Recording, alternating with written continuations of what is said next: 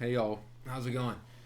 My name is Randall, and I want to make a quick video about this Cotopaxi bag, this Alpa 42 liter, because I've been traveling out of it for 5 years, and if you're doing some research on a bag and you just want a perspective outside of a gear review or a deep dive, then maybe this is going to help you in some way. So. Yeah, I lived for 2 consecutive years, 2020 and 2021, out of this bag while I was in Sri Lanka. I went there without the intention of staying so long. It was unexpected, but the pandemic kind of changed plans and for the best. I really love Sri Lanka, and I really love this bag. This thing really was my rock. You know what I'm saying? So. It is the 42 liter version. This is like the biggest size bag I would recommend anyone who's looking to do carry on travel go with. It's already at the upper limit, and I do predict that in the next few years, airlines are going to begin to further crack down on carry on restrictions as far as the size goes, as more people look to not pay exorbitant fees and look to travel like the minimalist one bag philosophy, that style, which is cool. So, this isn't a huge review, deep dive of all the features, but I want to talk a little bit about the interior and just kind of show how I generally pack this thing out. I'm actually about to head back to Sri Lanka for another 5 or 6 months, and so I've been test packing. This is, probably about 80% there as far as what my kit's going to be. So I usually keep a flat day pack inside the bag and just close it. That way I don't have to fold and unfold a day pack. And also because when you fold up a day pack, it becomes a tight bundle that you have to pack away in a space that's made for packing gear and things. Whereas with an unstructured flat one, it just slips in and out and it basically takes up no space. So I 100% recommend this specific bag, the Cotopaxi Allpa 16 liter day pack. I think it's 16 liters.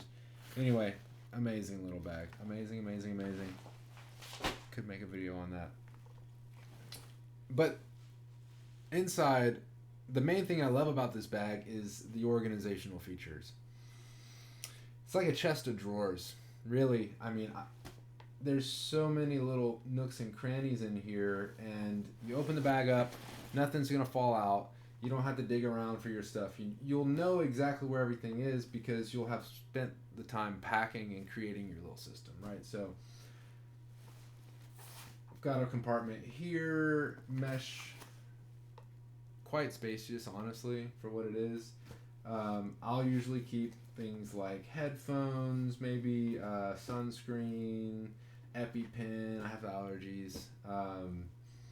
Pens, pencils, my jewelry, stuff like a little necklace or some beads I'll keep in here. And then this one I'll use for like first aid kit, a little micro fiber towel. I've got a little man purse bag when I just want to have my water bottle and my phone wallet and not have a backpack. I have my trusty set of Monopoly deal cards. This is like, play this game. This is one of my favorite games. Way better than Monopoly the board game, which sucks. This pocket right here is really amazing because it's cavernous and it kind of eats into the front of the bag. So you gotta be careful. You're gonna bulk out this way if you really load into this thing, but you're not cannibalizing your main pack space. So you do have a lot of volume here. And if I kind of put my hand in, I'm pretty much at the knuckles. It's like that deep in terms of the space you got. So really nice. I could put like 2 or 3 pairs of shoes in there if I was a crazy person, was traveling with all these shoes. But a towel, hoodie, book, like odds and ends you collect on the way, just throw them in the hole, deal with them later. I kind of skipped over this quick access pocket, but since we're on this side, I'll briefly just show it to you. It's also really big on this 42 liter pack. I'll keep my book and maybe another pen. I keep my passport in this zip section of it. There's also little pocket dividers in here that are nicely sized. I really don't like pin holder slots on a bag. Like, why? And there's a key loop. So yeah, anything in transit you want. Snacks, maybe headphones, passport, boarding pass, stash it in there. So for the main compartment of this bag, it's also got the mesh zip. Keeps everything nice and secure. And I highly recommend using packing cubes with this bag. I highly recommend using packing cubes no matter what bag you have, because it's the way to go. I generally bring these three. I have 2 mediums and this one little slender man here. And this covers me for anything. This is like an indefinite travel kit right here. And actually for this trip I have coming up, I'm going to try to consolidate down to 1 cube, just as a challenge, really. And with that, I'm probably going to look for a smaller pack just to see how that goes. But, this is a medium packing cube. It's probably got 6 t-shirts, 2 surf rash guards, 2 pairs of board shorts, short sleeve button shirt, all in here. And then my other one, I usually bring a pair of pants, a long sleeve button shirt, maybe some more shorts, and another short sleeve shirt, maybe underwear, socks. Underneath it all, I actually layer my Patagonia like micro puff jacket. I got this thing in 2015. It's been to like 15 countries. It's invincible. I love it. It's the nicest layer, and I just line the compartment with it. It just packs so well. Worth the money, because honestly, it's a 9-year-old jacket, and it's, I think, gonna last my whole life. So that's the bag, and that's kind of how I use it, how I think about it. I have brought this thing on boats, planes, tuk-tuks, public buses, collectivos, rickshaws. I drove a moped when I'm in Sri Lanka, so if I go cross country, and when I move from the south to the east coast, for example, when the surf changes, I'll just put this thing between my legs on the moped and rock with it. And it fits on airline carry-on, overhead bins. I've put it under the seat before. Don't really recommend that, but I've managed it.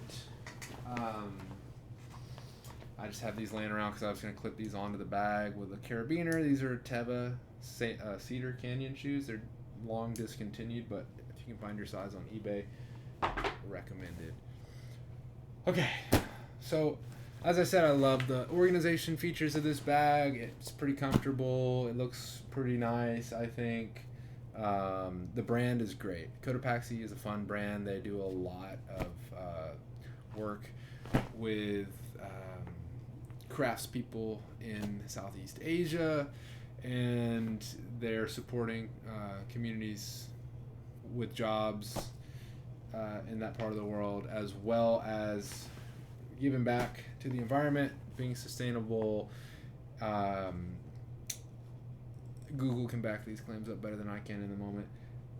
They also have a great warranty, okay? And that's the number one reason I would recommend buying a Cotopaxi bag over some competitors, unless those competitors also have a great warranty. But my first bag, this protective layer got gashed, and it wasn't normal wear and tear. Someone else was mishandling this bag.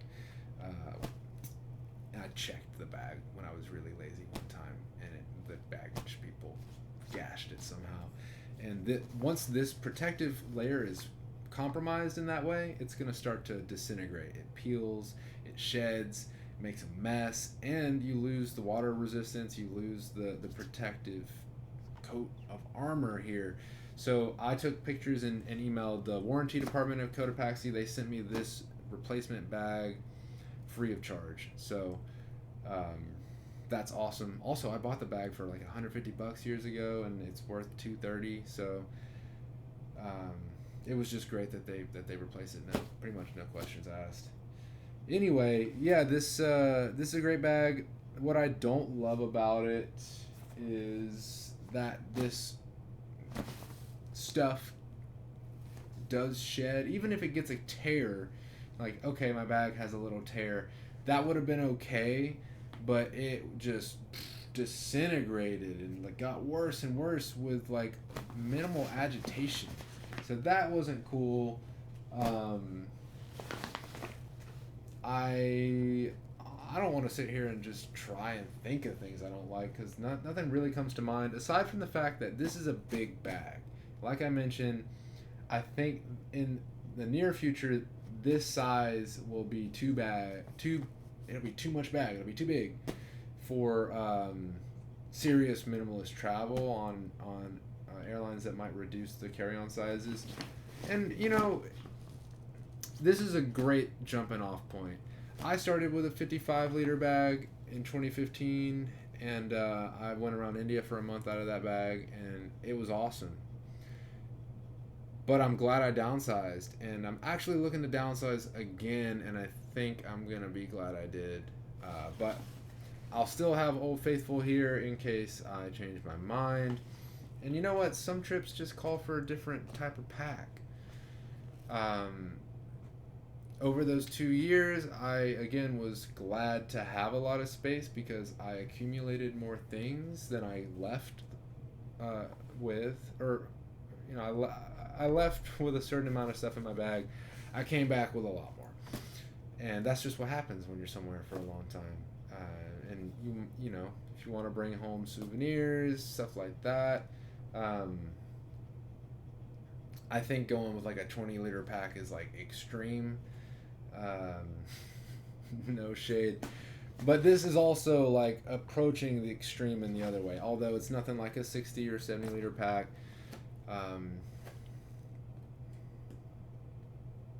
Yeah, if you want a 40-liter bag, I recommend this one. No complaints if you're looking for that size bag, if that's where you're at with your travels. I've been there for quite a few years, and I absolutely adore the bag. If you have any questions about this video or my experience with the Cotopaxi bag or my experience in Sri Lanka, if you want recommendations, drop a comment on the video. I'm not really trying to make this my income source, so don't feel like you need to like or subscribe this video. But it's been fun, and I love bags. I love doing the research. And I hope that you have an amazing trip, and I hope you get the bag that's going to best suit you. And you know what? If you don't, that's okay too. Head over to... if you're on Reddit, there's a one bag subreddit community, and this isn't this is just a plug. There's a marketplace thread every month there where people buy, sell, and sometimes exchange bags that they don't want anymore, or that they thought they might like and they don't. Usually you can get a really good condition bag at a good price from someone who really took care of it. So that's my recommendation as well. If you're looking to buy a bag, consider just getting a used bag for cheap, and then sell it when you're done with it. Get most of your money back. Anyway, I'm Randall, and really appreciate you rocking with me for this video. Hope to hear from you.